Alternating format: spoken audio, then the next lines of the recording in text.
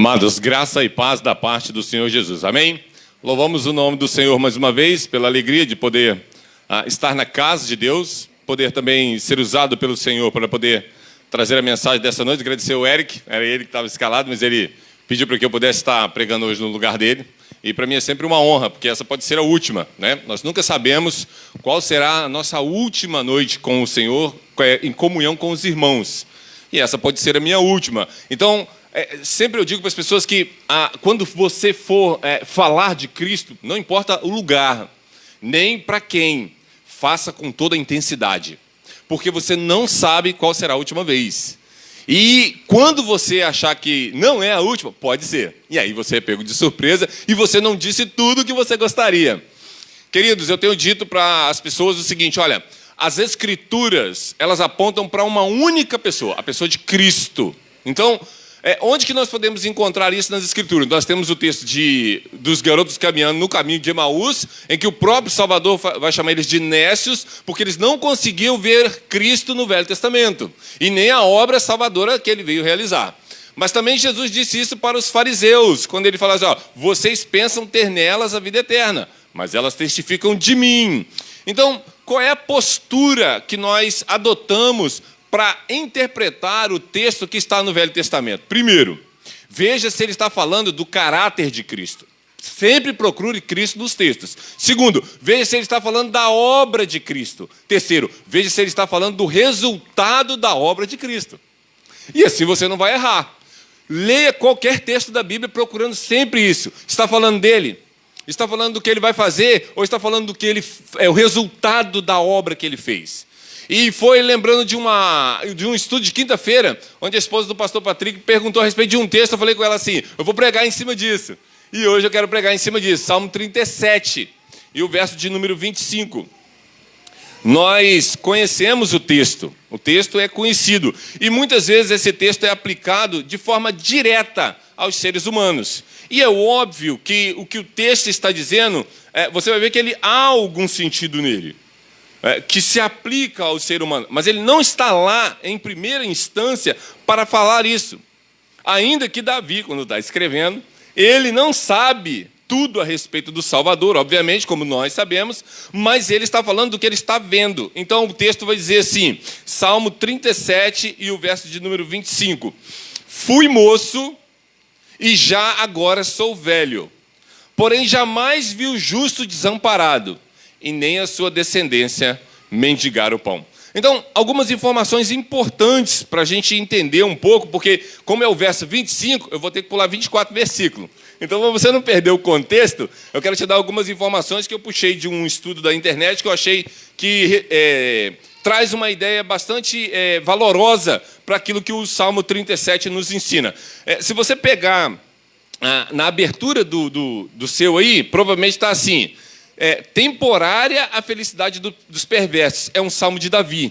Em algumas Bíblias traz essa orientação, porque realmente eles conseguiram identificar de quem é o salmo, o que ele estava querendo dizer pelo que está escrito. Então, olha só o que o rapaz escreveu, que eu achei que vale a pena para a gente. O Salmo 37 traz uma reflexão sobre a sabedoria, com ênfase no contraste entre o justo e o ímpio. O estudo bíblico do Salmo 37 expressa como é temporária a felicidade dos ímpios. O título do Salmo, como eu li, afirma que quem escreveu foi o rei Davi. Ele é um salmo poético que deixa claro que o salmista escreveu quando já era um homem maduro, por causa do que está escrito no verso 25. Ele foi moço e agora já era velho. Então, ele teve toda a vida dele para poder ver isso que ele está querendo mostrar para nós. Isso explica a forma com que o autor se coloca ao longo do Salmo como um observador, cuja experiência de vida confirma sua reflexão. O tema principal do Salmo pode ser resumido numa única pergunta. Por que os homens maus prosperam enquanto os justos sofrem? Essa é uma pergunta que surge muitas vezes na cabeça de alguns. Lembre do Salmo de Asaf, Ele quase vacilou o pé, por quê? Porque ele também estava vendo essa mesma coisa. Aparentemente, aos olhos de Asaf, estava acontecendo a mesma coisa. Parecia que os ímpios estavam se dando bem. Quem conhece a Lava Jato aí, né? Sabe como é que isso funciona? Parece que está dando tudo certo para os caras. Os caras, ninguém é preso, todo mundo ficou com dinheiro, aquela bagunça. Então é mais ou menos isso aí. Tinha os Lava Jato lá, na época desses homens também, Davi e Asaf, né? Então... dentro do estudo, você vai ver que dá para fazer várias perguntas que surgem dentro da leitura. Por exemplo, por que Deus permite que os perversos prosperem? Eu tenho um filme chamado Sicário. Não sei se os irmãos já viram.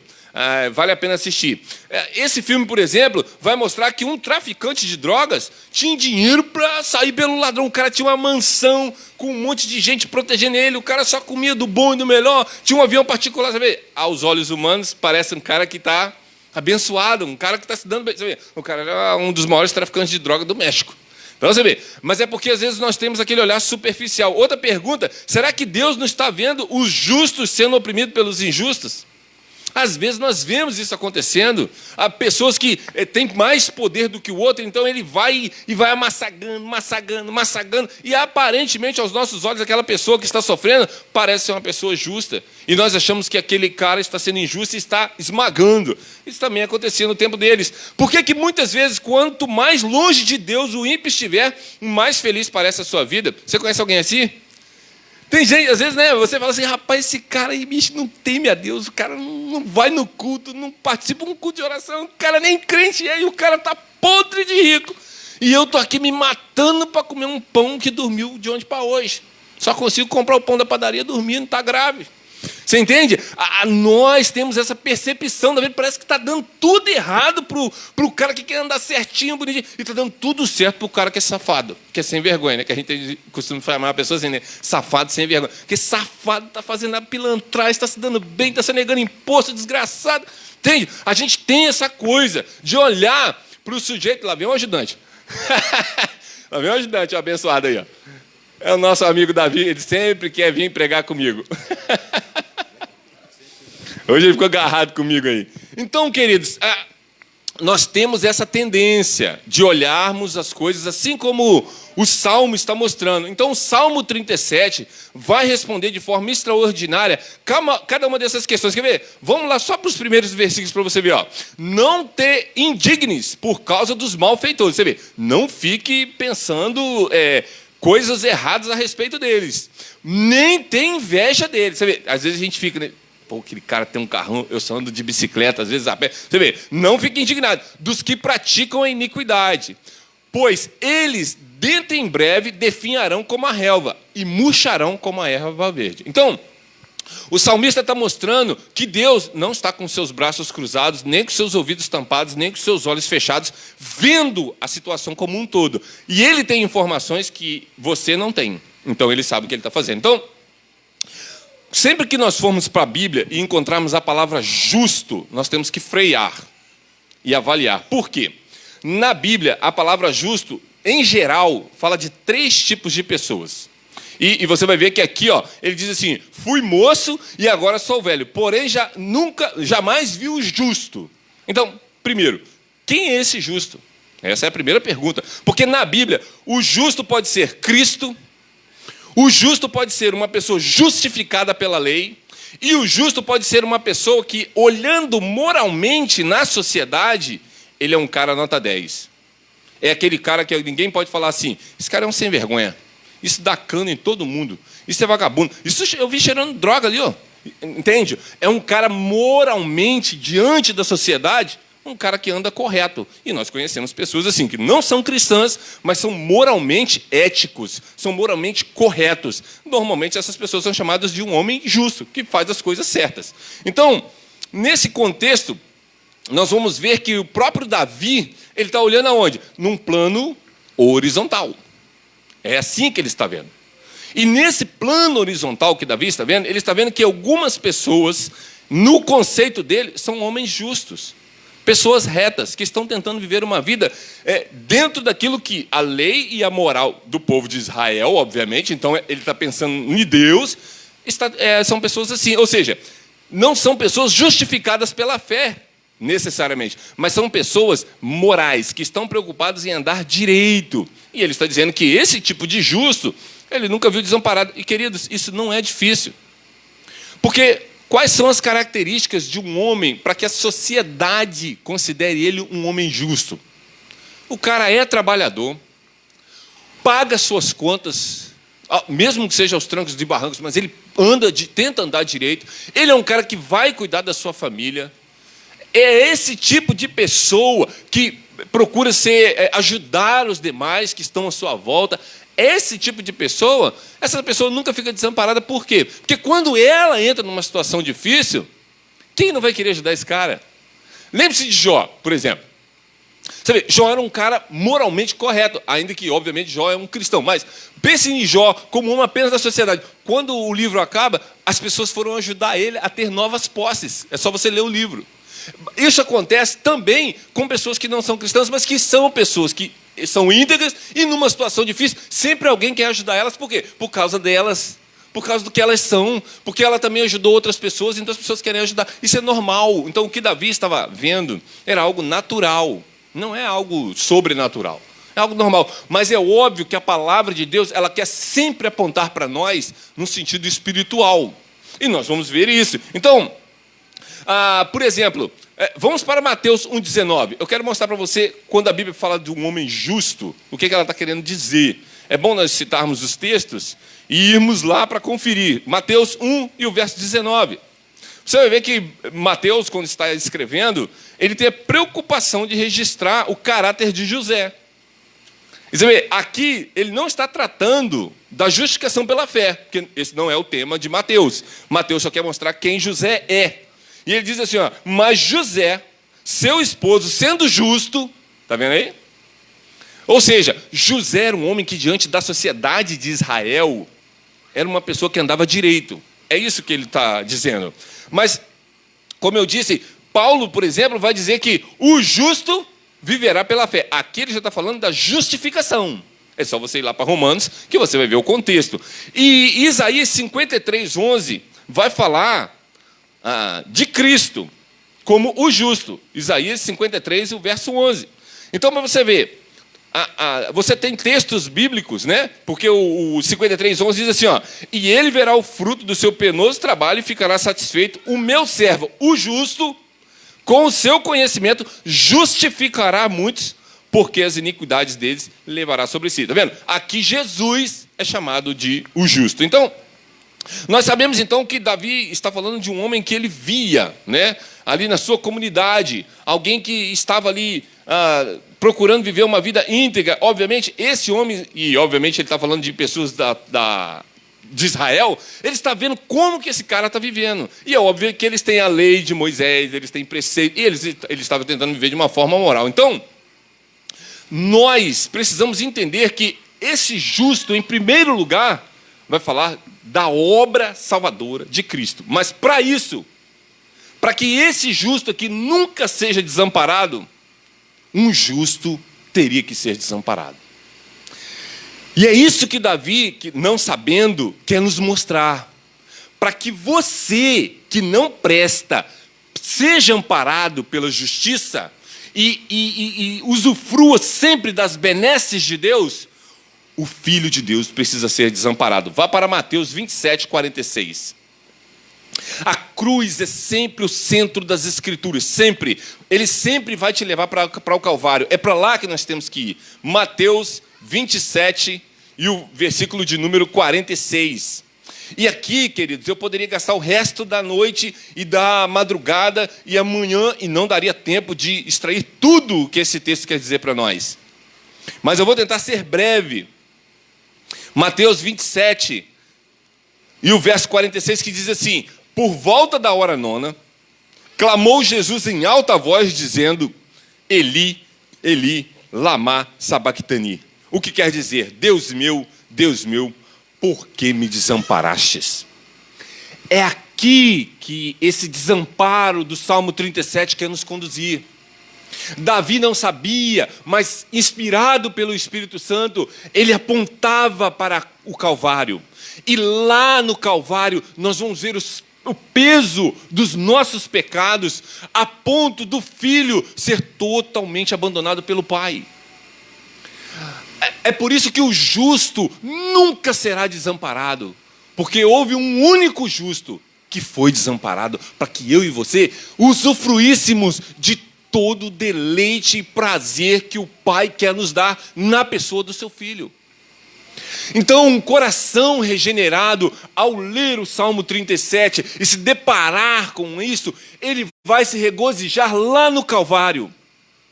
Ele vai olhar para todo o sofrimento que o Salvador teve, mas não somente aqui, porque aqui é o ápice. Mas na noite anterior, ele estava sozinho, orando na escuridão, e ele viu tudo isso. E você tem que levar duas coisas em conta ao estudar a oração de Jesus lá no Getsêmani e a oração enquanto ele está falando com seu pai aqui na cruz. É que no Getsêmani ele anteviu. E queridos, quando você antevê uma situação, pense nisso. Você tem um dentista marcado para amanhã. Mas pense que você pudesse sentir agora o barulhinho daquele troço. E você sentisse a picada da agulha de forma real, agora, aí, antes dele botar a anestesia. Você já sentiram isso? É horrível. Não é nem horrível, é horrível. Dói de pensar, mas o próprio Salvador está suando sangue, porque ele está antevendo a dor. Mas o que Jesus está vivendo é um tipo de inferno que nem as pessoas que um dia estarão no inferno podem sentir. Por quê? Porque as pessoas que estarão no inferno nunca gozaram da companhia de seu pai, do suposto pai, daquele Deus maravilhoso, nunca tiveram. Mas o Salvador, ele não só sofre na carne, toda a dor, ele vai sofrer uma dor maior, que é a separação dessa comunhão, porque ele sempre esteve presente, recebendo o amor do Pai, o amor do Pai, o amor do Pai. Mesmo os ímpios agora, eles recebem aquele amor que nós chamamos de amor da graça comum, porque para Deus ter misericórdia de deixar uma pessoa ímpia viver nesse planeta, o amor dele tem que estar junto, a graça tem que estar junto, a misericórdia tem que estar junto, mas não é a mesma que ele usa para com os seus eleitos. Nós sabemos isso, porque a palavra de Deus diz que Deus amou Jacó e odiou Esaú, e esse ódio está aí. Mas é óbvio que Deus teve paciência, e nessa paciência, nessa longa caminhada, nós vemos o amor de Deus. Nós sempre vemos o amor. É óbvio que não é o mesmo amor com que ele ama os seus eleitos, mas nós podemos imaginar a hora que Cristo recebe a ira. Isso ele nunca tinha recebido do seu Pai. E é ali que nós devemos nos concentrar, porque por causa dele ter recebido toda a ira de seu Pai, nós nunca seremos desamparados. É isso que Davi está dizendo. Os justos, justificados pela fé, jamais serão desamparados. Agora, abre um parênteses e vamos pensar nesse desamparado, queridos. Porque você pode ter uma visão errada do que o salmista quer nos ensinar, porque Cristo foi desamparado e ele sofre a ira do seu Pai. Então, o que é o nosso não desamparo? É que nós não receberemos essa ira. Porque se você disser que o não desamparo aqui é que você nunca vai passar fome, é que você nunca terá problemas. Se você disser aqui, por exemplo, que você não vai morrer de forma trágica, como nós explicaremos a vida do apóstolo Paulo? Como nós explicaríamos esse desamparo sendo aplicado dessa forma, explicando o que os nossos irmãos sofreram no primeiro século? Pessoas foram torturadas, mulheres foram violentadas. Há uma história de uma irmã missionária que ela foi violentada aqui na América Central. E ela engravidou. Ela não abortou aquela criança, depois ela escreveu um livro. O maior presente que Deus me deu depois da salvação. Ela escreveu um livro falando de sua filha, de como aquela filha foi algo que Deus deu a ela para agraciar a ela. Você vê? Muitas mulheres poderiam achar que isso é um desamparo. Ela não está dizendo que o ato pecaminoso deve ser glorificado. Não é isso. Mas é que Deus tinha um plano no mal que aconteceu na vida dela. Aquela mulher entendeu isso. E eu não acho que nem todos entenderiam com tanta beleza no ato de Deus decretar essas coisas. Mas ela entendeu. E ela honrou a Deus nessa gravidez, trazendo essa criança à existência e depois mostrando o quão glorioso foi para ela ter aquela criança. Então, nós temos que ter cuidado quando a Bíblia fala sobre esse desamparo, para que eu e você não venhamos a aplicar as coisas que essas teologias malucas dessas igrejas doidas aí fazem. Não, nenhum mal. 1000 cairão ao teu lado, 10.000, mas você não será abalado. O que é isso? O que é não ser abalado? É que nenhum mal vai acontecer? Eu já vi pessoas falando isso, nenhum mal me acontecerá. Olha, então você não leu a Bíblia. Porque Jeremias é chamado por Deus. Vai ler o livro de Jeremias. Deus falou assim: Jeremias, eu sou com você. Eu vou fazer de você uma torre forte, um homem de ferro. Você vai ser minha boca. Quando você falar, ninguém vai te resistir. Tá? Os caras bateram em Jeremias, jogaram ele na cadeia. Ele passou dificuldade e mataram o cara apedrejado, segundo a tradição judaica. Mas Deus não protegeu. Porque a Bíblia estava apontando para a eternidade e não para as coisas dessa vida. No mundo, tereis aflições, querido. Fique tranquilo. Cada um com o seu. Não se preocupe. É mais cedo, mas você está vivendo uma vida boa agora? Graças a Deus. Então, se prepare. A aflição vai chegar. E ela chega de uma maneira igual chega na vida de Jó. Houve um belo dia em que tomou tudo. É assim. Agora, a pergunta é se nós estamos prontos para honrar a Deus nesse, entre aspas, que os seres humanos vão chamar isso de desamparo. Nós chamaremos de providência divina para a glória de Deus. É isso. A dificuldade, a adversidade, o câncer, a perda de um filho, o assassinato de alguém da nossa família, é uma oportunidade para que nós honremos o nosso Deus. Porque era assim que a igreja fazia. Nós honraremos a Deus. Nós não blasfemaremos, como Satanás disse. Tira dele e vê se ele não blasfema de ti na tua face. Você está vendo? Esse desamparo aqui, é óbvio que as pessoas que são humanistas e se dizem cristãs, elas vão dizer o seguinte: está vendo? Deus vai estar com você. Seu gás jamais acabará. Está pensando que é a viúva de Elias lá. O azeite da botija nunca vai secar, a farinha nunca vai acabar. Um monte de irmãos nossos morreu de fome. Você entende que se você não trabalhar a palavra com muito cuidado na Bíblia, você vai distorcer a verdade. É disso que o salmista está falando. Nós, os justos, que somos justificados pela fé, nós nunca seremos desamparados. Por quê? Porque nós estaremos com Cristo por toda a eternidade. É disso que ele está falando.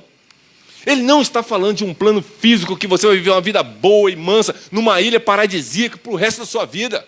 Ao contrário, no mundo, se você quiser viver piamente em Cristo, Paulo já disse, você vai padecer. Alexandre, não tem padecido muito não. Será que você está vivendo piamente em Cristo? Será que as pessoas veem Cristo em você? Porque elas odeiam Ele. Agora, se você ficar dizendo para ela que Jesus te ama, Jesus quer te abençoar, ela também ama Jesus, ela acha que ela quer ser abençoada. Mas pregue as doutrinas centrais do Evangelho e você vai ver a dor de cabeça que isso vai te dar. Porque todo homem que abre a boca para falar da glória de Deus, o ser humano não gosta. Ele gosta de falar o seguinte: o que eu vou levar? O que eu vou levar com isso? Qual é a minha vantagem? O que eu ganho servindo ao seu Deus? É isso que eles querem. Eles querem o seguinte: eu vou lá no culto, eu adoro e ele vai me dar o quê? É a lei do contribuinte. Nós somos pessoas que adoram reclamar, por exemplo, da Cezam, da Excelsa. Por quê? Porque nós pagamos impostos. E quando você paga imposto, o que você quer? Você quer uma rua bem pavimentada, você quer que não falta energia elétrica, você quer que a sua internet tenha 500 megabytes de velocidade, porque o vídeo não está carregando. Você não tem paciência para esperar aquele vídeo carregar, então você quer uma coisa boa, você está pagando. É a lei do contribuinte. Nós temos um coração assim por causa do pecado. Então, o texto está mostrando que nós nunca seremos desamparados por causa da eternidade. Não é por causa das dificuldades que nós vamos enfrentar nesse planeta. Aqui as adversidades e as dificuldades são para que Deus seja glorificado. Por quê? Porque quando um ímpio sofre o mal, qual é a primeira coisa que vem na cabeça dele? Reclamar. Por que está acontecendo comigo? A pergunta é, por que não? Você é melhor do que o outro? Ou o outro merecia isso e você não merecia? Nós temos essa ideia de mérito. Nós queremos mérito pelas coisas, como se nós fôssemos algo assim. Como o Felipe lembrou de um recente do Spurgeon falando, que quando alguém falar que você é isso, você fala assim, rapaz, graças a Deus que você me lembrou. Porque a Bíblia vai dizer que eu sou bem pior. Se você está enxergando só até aí, glória a Deus, que eu sou pior. É isso. Nós temos que ter essa noção de quão ruim nós somos e do quanto nós necessitamos do desamparo do Salvador na cruz do Calvário para que nós nunca sejamos desamparados. Agora, se você tem essa informação de que Cristo se colocou na posição de ser separado de seu Pai na cruz do Calvário, você vai reclamar de quê nesse planeta? Seja sincero. Sinceramente, queridos, olhem para a grandeza. Eu queria achar um exemplo. Não tem. Sabe, não tem nada palpável, porque eu poderia citar o marido e a esposa. Eu poderia citar, por exemplo, o Eric e a sua menininha. Quantos anos tem sua menininha, Eric? Quase 8. Eu poderia pegar o Eric com a sua filha e vamos pensar que o Eric tivesse separado da filha dela. Da filha dele. Pense, ele se separar dos pais. Ela só tem 8 anos, mas Cristo esteve uma eternidade junto com seu Pai, em amor, mas agora ele está separado e a ira está sendo derramada, e ele bebe o cálice todo. Você tem noção de... Não vamos comparar isso com o quê, queridos? Falta exemplo. Não tem nada que a gente possa comparar para mostrar a grandeza do amor de Cristo pelo seu Pai e por nós, se nós somos regenerados. Agora, se você é uma pessoa que foi transformada e você é esse justo que não é desamparado, por que você vai ficar aborrecido? Por que você vai ficar bravo e vai sair por aí brigando? Você tem que olhar para o Calvário. É lá no Calvário que nós encontramos as nossas mazelas sendo gastas na vida do Salvador. Até ele dizer, está consumado. O texto bíblico vai dizer o seguinte, a sua descendência... Veja, vai lá para o Salmo 37... A descendência somos nós. É disso que esse texto está falando. Cristo vai gerar filhos, né? Nós somos gerados pelo poder de Deus, como João vai dizer, que não nasce na vontade da carne, nem da vontade do sangue, mas da vontade de Deus, por causa da obra do Salvador. Nós somos a descendência aqui. E ele diz assim, porém jamais viu o justo desamparado, e nem a sua descendência mendigar o pão. Como eu disse, numa vida natural, se os filhos daquele homem justo, horizontalmente falando, seguem o caminho de seu pai, são trabalhadores, vão estudar, vão se manter, é óbvio que essas pessoas não vão mendigar. Procure os mendigos da rua, ouçam as histórias deles e veja se em algum dado momento eles não se desviaram de um caminho correto, de um caminho de moral, de um caminho de decência. Agora pense em nós, como seres espirituais, nós estávamos completamente mortos. Você vê, você não estava nem mendigando. Você era um defunto. E defunto não pode mendigar. Então, o que esse texto está mostrando é que a obra salvadora de Cristo é suficiente e nós nunca precisaremos mendigar. Por quê? Porque Ele é o nosso pão. A descendência aqui são nós, a igreja, os eleitos. E isso começou quando? De Abel para cá. Até o último que Deus vai regenerar. Então... A ideia de não precisar mendigar o pão é porque Jesus falou assim, e aí a gente tem que ir lá para João 6, ele é o nosso pão da vida. E ele está falando, nesse texto de João, é o seguinte, João 6,35. Vamos lá para João 6,35, onde Jesus vai falar de que nada, nem ninguém pode nos separar dele, nem do Pai dele, nem de sua obra. É dessa segurança de estarmos fartos em Cristo que o salmista está falando. João 6, e o verso de número 35, que diz assim, verso 35, declarou-nos, pois, Jesus, eu sou o pão da vida. Quem vem a mim, jamais terá fome. E o que crê em mim, jamais terá sede. Você está vendo? Ele é o nosso pão. Então pense nisso. O apóstolo Paulo estava preso. E ele estava passando fome, fisicamente falando. Mas ele estava totalmente satisfeito no pão da vida. Porque ele nunca mais teve fome. Porque a Bíblia diz assim, se o Filho vos libertar, verdadeiramente sereis livres de quê?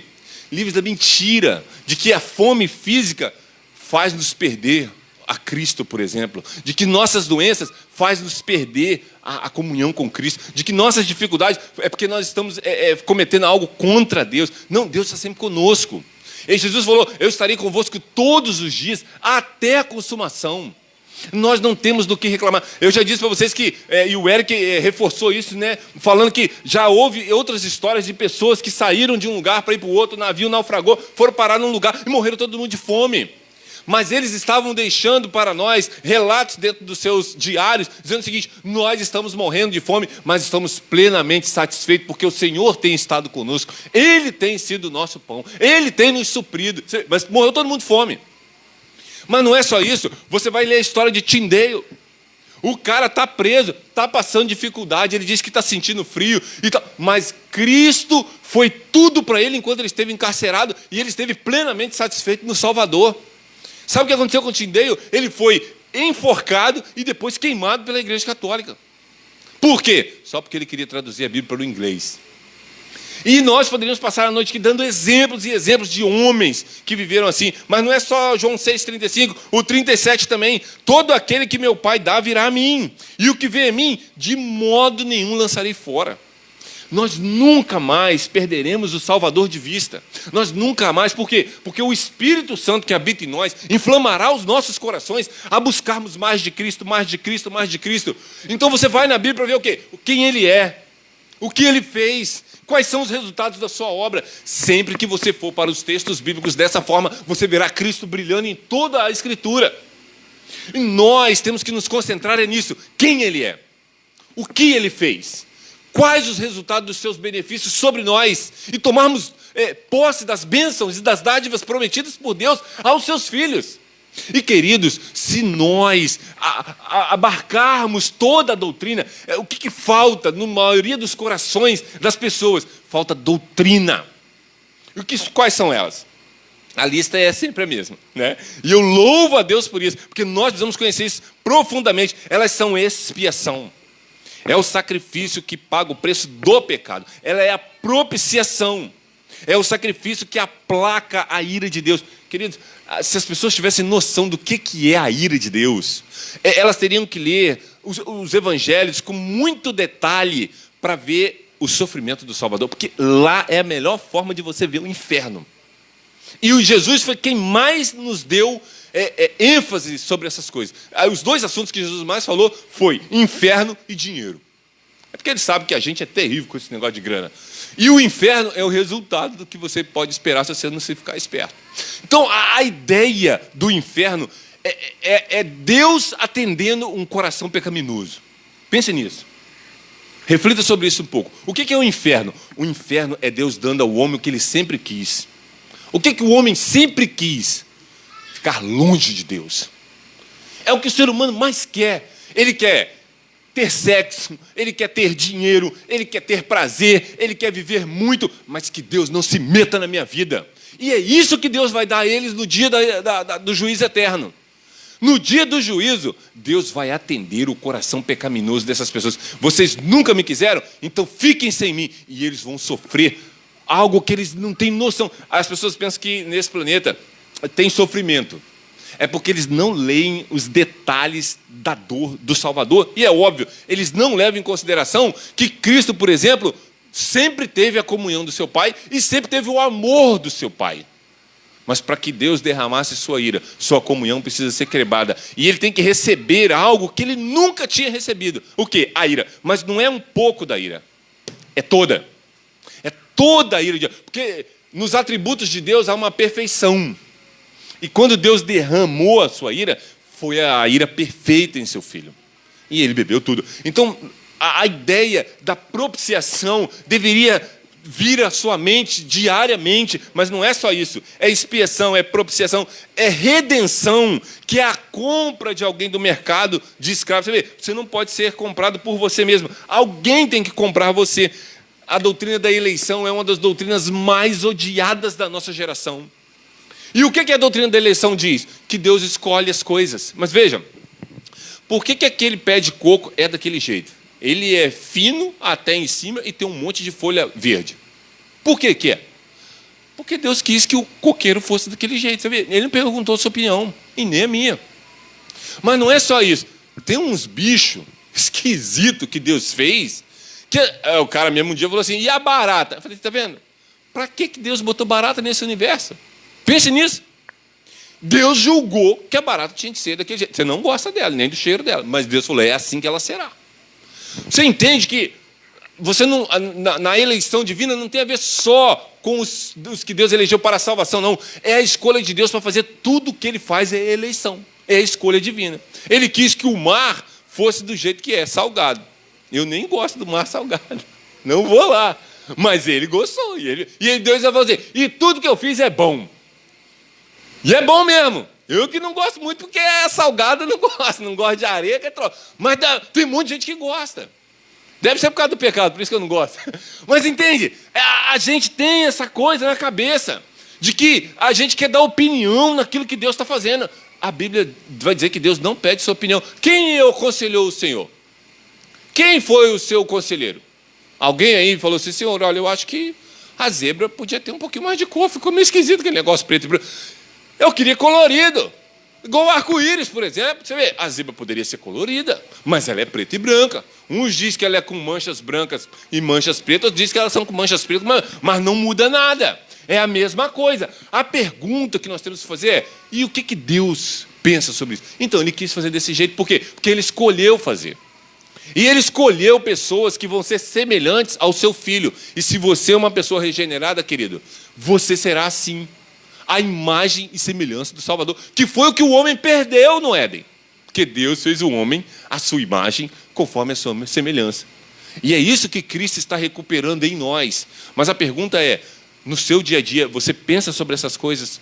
Hoje de manhã o Felipe deu uma aula maravilhosa mais uma vez, e ele estava falando sobre isso, sobre você gastar tempo com a sabedoria. Você tem gastado tempo com a sabedoria? E você vê, esse é só um versículo de um texto enorme. O Salmo 37 é enorme. E cada parte desse salmo você poderia pregar um sermão a respeito da obra. Porque, veja, quando está falando do ímpio, está falando de como eu e você éramos antes da regeneração. E quando está falando do ímpio, está falando de como que muitas pessoas são. Mas quando está falando do ímpio, está falando de como que Cristo não é. E como que Cristo não age. E o texto está lá para mostrar a glória dele. Você está vendo? Por que nossa geração tem, às vezes, a dificuldade, principalmente pastores, né, que a gente vê pregando aí por essas igrejas malucas aí, eles vão no texto procurando quem? Eles. Eu sou esse justo aqui, ó. Deus nunca me desampara. Você vê? Mas ele não explica como que isso funciona. Aí a pessoa que não tem a explicação bíblica do que é ser justo em Cristo, do que é o desamparo que a Bíblia está falando, ela vai sair dali pensando o seguinte, bom, quer dizer então que se eu aceitar Jesus, todos os meus problemas estão resolvidos. Entendeu? Ele pensa que Jesus é a mega-sena. Jesus é minha mega-sena. Se eu aceitar Jesus, meus problemas financeiros serão resolvidos, meus problemas conjugais, meu filho está nas drogas, vai ser resolvido. Pode ficar tranquilo. Jesus é especialista em tirar os filhos dos outros das drogas. Entende? As pessoas começam a linkar o que o texto está dizendo, apontando para a eternidade, para as coisas dessa vida material. Mas veja, mesmo em coisas materiais, o Senhor tem nos amparado. Você vê? Você enxerga? Então, tem um monte de gente que é cego. Está vendo? Deus não te desamparou. Você tem o privilégio de enxergar. E aquela pessoa que não enxerga, Deus não desamparou ela. Por quê? Porque Deus queria que ela fosse cega. Isso não é desamparo. Isso Deus tem um plano. Então, se uma pessoa regenerada entende que o defeito que ela tem é para a glória de Deus, e o regenerado entende que o que ele não tem de defeito é para a glória de Deus, não tem problema. A dificuldade está em nós enxergarmos as doutrinas centrais do Evangelho em toda a Escritura. As pessoas têm uma dificuldade, por exemplo, com Romanos 9. Por quê? Porque elas não leram o Velho Testamento, porque Paulo vai citar o Velho Testamento o tempo todo. E a maravilha daquele texto não é Deus odiar Esaú. A maravilha do texto é Deus amar Jacó, queridos. Com todo respeito para quem não concorda comigo. Mas veja bem, como é que Deus pode amar um cara como Jacó? Olhe para Jacó. Você entende que Deus amar gente como Jacó, Alexandre, Eric, entendeu? Wallace. Essa é a maravilha. Deus odiar gente como a gente é totalmente aceitável mesmo. A gente merece apanhar de dia e noite, porque a gente não vale nada. Então, o que o salmista está tentando mostrar para nós é que haveria de vir algo muito maior do que o que os seus olhos estavam contemplando. Era a cruz de Cristo. E na cruz do Calvário, todo o nosso desamparo, se é que nós poderíamos ter ele, foi dado um amparo, mas porque Cristo foi desamparado. E nós agora podemos nos deleitar nas grandes doutrinas do Evangelho. Por quê? Porque ele foi desamparado. Você pensa na doutrina da predestinação, que as pessoas também odeiam essa doutrina. Se Deus não tivesse predestinado eu e você, todo mundo ia para o inferno. Pense sobre isso. Porque sem predestinação não tem cruz. E sem cruz não tem salvação. E sem salvação todos pereceriam. Mas Deus, que é misericordioso, quis salvar. Você vê, ele não vai salvar nenhum anjo caído. Isso não é inacreditável? Os anjos são mais excelentes em poder do que nós.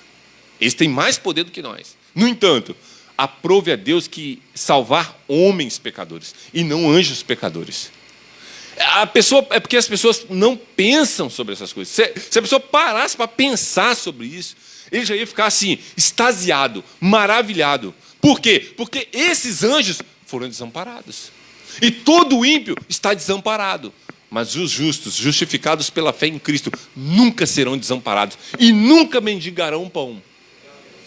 E eu vou estender essa ideia da mendigação até mesmo para a questão física, querido. Eu não conheço nenhum crente regenerado, que conheça a palavra de Deus, que algum dia ficou numa esquina pedindo esmola. Eu não conheço. Se você conhece, coloque a fé desse cara em dúvida. Porque é óbvio que se você é uma pessoa regenerada, o que você vai fazer? Você vai trabalhar, querido.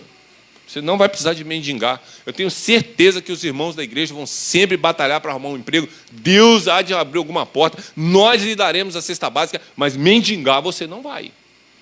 Os mendigos são pessoas que não temem a Deus. E se eles não forem regenerados, eles estarão tão perdidos como o homem mais rico desse mundo, que é o Bill Gates, ou o dono da Clara, sei lá quem é. Eu nunca vejo mais quem está lá na ponta. É a briga desses dois. Então, o que nós podemos sair daqui nessa noite, a conclusão é a seguinte. Primeiro, Cristo foi desamparado para que os seus eleitos nunca fossem mais desamparados. Desde Abel até o último regenerado, por causa da obra salvadora de Cristo, ninguém será desamparado. De todos os que o Pai elegeu e o Espírito Santo regenerou, nenhum deles será desamparado. Segundo, mesmo que você morra, foi o que eu disse, você jamais será desamparado. Por quê? Porque necessariamente desamparado não está apontando para essas coisas da vida, mas está apontando para algo vindouro que é muito, muito, muito, muito maior do que você pode imaginar. A Bíblia vai dizer assim, olha, à direita de Deus há delícias perpétuas. Eu tento imaginar a Cristo assentado à direita de Deus e essas belezas dele. Porque é assim que eu vejo esse texto. Algumas pessoas pensam que Deus vai fazer pudim, mas melhor do que os daqui, obviamente, né? Manjar, sei lá, pensa numa coisa, sorvete, farofa, frango assado, farinha. Tá vendo? Logo a farofa já rolou aí. Então você pensa, as pessoas pensam que a direita de Deus há delícias perpétuas, elas estão pensando em alimento. Pode ser? Pode ser. Mas eu prefiro imaginar as belezas de Cristo. Eu tento imaginar, olhar as marcas do Salvador, por exemplo. Veja, eu tenho cicatrizes por quase todo o corpo. Eu bati a cabeça, tem ponto aqui, eu arranhei uma vez correndo. Se vocês pudessem ver minhas canelas, está tudo marcado. Eu vou receber um corpo novo, um corpo totalmente transformado. O do Salvador, suas mãos e seus pés estão transpassados. Você pode imaginar essa beleza? E eu estava vendo o Josemar, lendo um filósofo que define a beleza da seguinte maneira: a beleza é algo que, ao contemplar, você não espera nenhum tipo de resultado dela.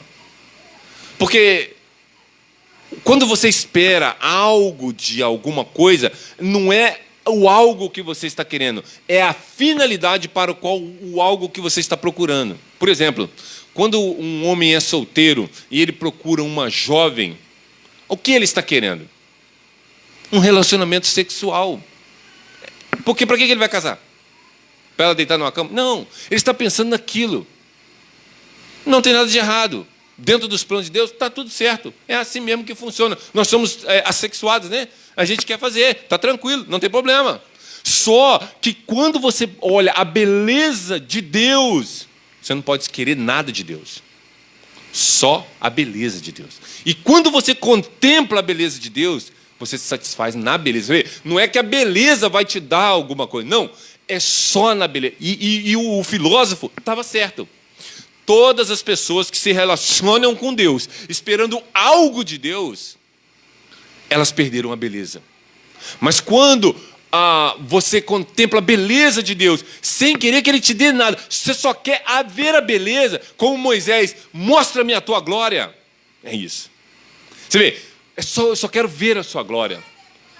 Se nós temos esse desejo nos nossos corações, queridos, é óbvio que Deus trará com sua glória tudo mais o que Ele quiser nos dar. Mas se Ele não nos desse mais nada, apenas a sua face para vermos a sua glória. E nós temos isso nas Escrituras, porque nós contemplamos a face de Deus através da face de Cristo. É isso que Paulo vai dizer. E nós vemos a glória de Deus na face do Salvador. Como você vê isso? Através das doutrinas bíblicas. Através de tudo que a Bíblia nos ensina. Através de vermos eles sangrando no Calvário, através de vermos Ele sangrando no Getsemane, nós vemos o Salvador e toda a glória de Deus sendo manifesta na vida do seu Filho. Ele disse: Pai, glorifica o teu Filho. O Pai falou: eu já o glorifiquei e o tenho glorificado e o glorificarei novamente. Por causa da glória deles, nós temos a alegria perpétua de estarmos satisfeitos na beleza de Cristo. Então, queridos, que nesta noite nós possamos pensar sobre isso e levar isso para os nossos corações. Por quê? Porque se você um dia se arrependeu dos seus pecados, creu pela fé, como a Bíblia diz, na obra salvadora de Jesus Cristo, na expiação, na propiciação, na redenção, na eleição, na adoção, na morte substitutiva, em todas essas doutrinas, você é uma pessoa satisfeita em Cristo. Você não precisa de mais nada. Seja bom ou seja mal o que aconteça na nossa vida de agora para frente, não importa. O que importa é que eu glorificarei ao meu Deus da minha salvação. É isso. E eu espero, queridos, que Deus possa continuar durante a semana falando aos nossos corações. Porque nossas dificuldades nesse planeta são para a glória de Deus. Então honre-o em tudo. Em tudo. No seu trabalho, na sua vida conjugal, na sua vida de trabalho, do seu funcionário, você que estuda, você que não faz nada, que tem gente que não faz nada, não trabalha, não estuda, só fica em casa. Amém! Fique em casa para a glória de Deus, gaste tempo lendo a Bíblia, orando, meditando, vendo para onde que Deus quer te enviar, para que você não seja uma pessoa mórbida, como essa semana eu estava conversando sobre isso, você ser vomitado por Cristo, como está lá em Laodiceia. Então, o que o Salmo quer nos ensinar? Ele quer nos ensinar que Cristo foi desamparado, para que nós nunca fôssemos desamparados e que nós não precisamos mendigar, porque Ele é o nosso pão e nós o temos na pessoa do Salvador, através do Espírito Santo em nós, para nos saciar e matar a nossa fome. Amém, queridos? Que Deus possa nos abençoar e fazer com que você cresça na graça e no conhecimento do Salvador, meditando em cada texto, cada versículo, porque cada palavra da Escritura deve ser lida com muita atenção, por causa desse desamparo que muitas vezes é mal interpretado. Eric, ore para nós, para que nós possamos encerrar o culto dessa noite. E Deus abençoe, irmãos. Tenha uma boa semana na presença do Senhor aí.